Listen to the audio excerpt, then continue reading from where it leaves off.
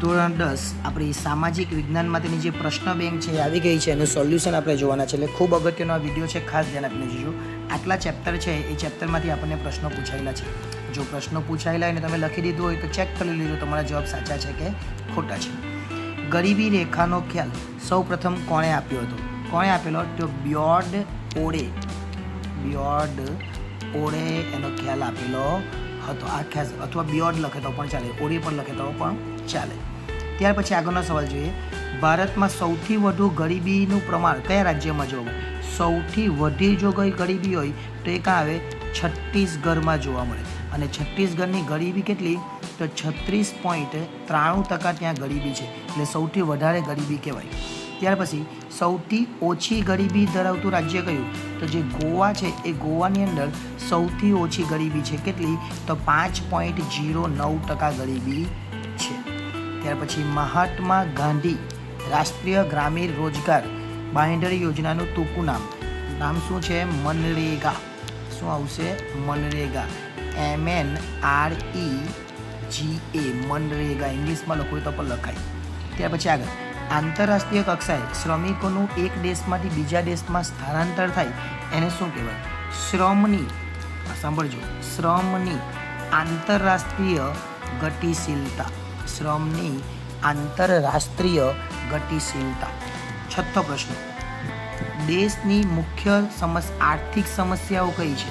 તો ગરીબી, બેરોજગારી, આ બધી આપણે લખી દેવાની. ગરીબી, બેરોજગારી ને એ બધું છે એ આપણે એની આર્થિક સમસ્યાની અંદર લખી શકીએ.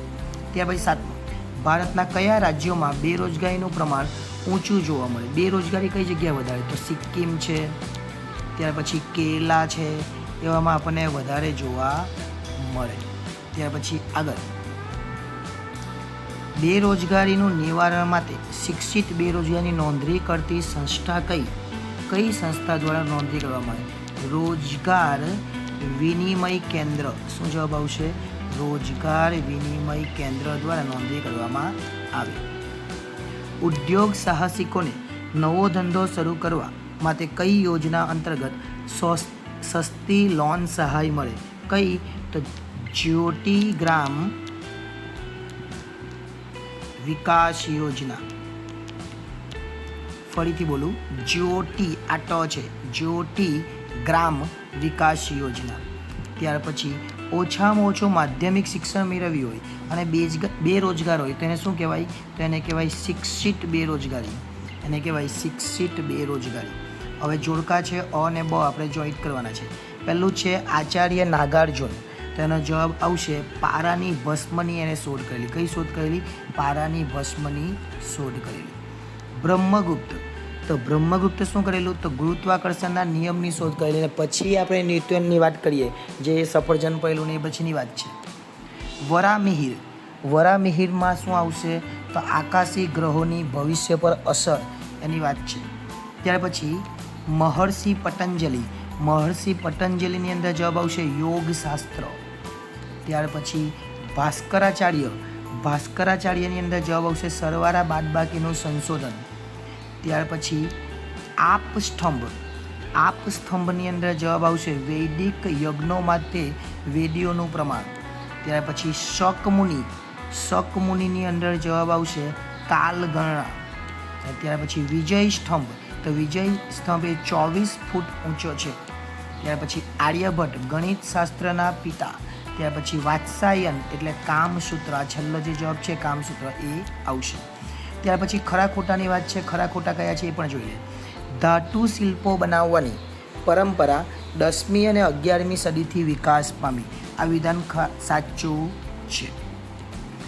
જળ એવું સંસાધન છે તેનો સીધો સંબંધ સમગ્ર જીવસૃષ્ટિ સાથે જોડાયેલો છે. આ વિધાન પણ સાચું જ છે. ખાનગીકરણ એટલે દેશના અર્થતંત્રને વિશ્વના અર્થતંત્ર સાથે જોડવાની ક્રિયા. ખોટું, વિશ્વ સાથે જોડવાની વાત જ નથી. આગળ, વિજય સ્તંભને વરસાદ, ટાઢ કે તડકામાં વર્ષો સુધી રહેવાથી કાટ લાગ્યો છે. ખોટું, વિજય સ્તંભને કાટ લાગ્યો નથી. પૃથ્વી પોતાની ધરી પર ફરે છે તથા ચંદ્રનું ગ્રહણનું સાચું કારણ પૃથ્વીનો પડછાયો છે, જેના વિદ્વાનો અજરભર નામથી સંબોધતા. આ વિધાન એ પણ સાચું છે. એટલે આપણે ખરા ખોટા જોઈ લીધા. ત્યાર પછી ખાલી જગ્યા જોઈએ. ખાલી જગ્યાના જવાબો પર આપણે જોઈ લઈએ. વિદેશમાં વધુ આવક, વધુ સુવિધા, વધુ સારી નોકરીની શોધમાં બુદ્ધિનું બહિર્ગમન એ ખાલી જગ્યા આંતરરાષ્ટ્રીય સ્તરે છે. તો બ્રેઇન ડ્રેઇન એ આપણે એનો જવાબ આવશે.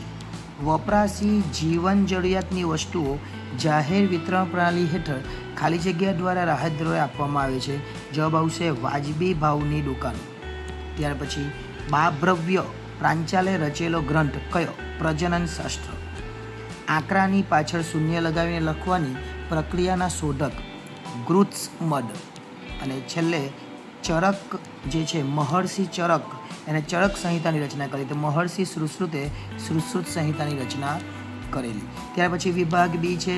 વિભાગ બીની અંદર તમને કેટલા પ્રશ્નો પૂછાય? જો ટોટલ અહીંયા તમને કેટલા, તો ટોટલ આપણને અહીંયા 15 જેટલા પ્રશ્નો આપવામાં આવેલા છે. આ 15 પ્રશ્નોમાંથી આપણને પ્રશ્નો પૂછાય એટલે 3 પ્રશ્નો આમાંથી પૂછવામાં આવશે. તો 3 તમારે લખવાના. ત્યાર પછી વિભાગ સીની વાત કરીએ તો વિભાગ સીની અંદર આપણને કુલ 15 પ્રશ્નો આપેલા છે અને આ 15 પ્રશ્નોમાંથી 3 પૂછાય એટલે એ પણ તમે લખી શકો. ત્યાર પછી વિભાગ ડીની અંદર તમને 5 પ્રશ્નો આપવામાં આવેલા છે અને 5માંથી કોઈ એક પ્રશ્ન આપણે લખવાનો રહેશે. એટલે ખૂબ અગત્યનું આ સોલ્યુશન હતું. ખાસ ધ્યાન આપીને શબ્દોને સાંભળેલા ન હોય તો ફરીથી એકવાર જોઈ લેજો અને જે પ્રશ્નો મેં તમને બતાવ્યા છે એ પ્રશ્નો પણ વાંચી લેજો. આભાર.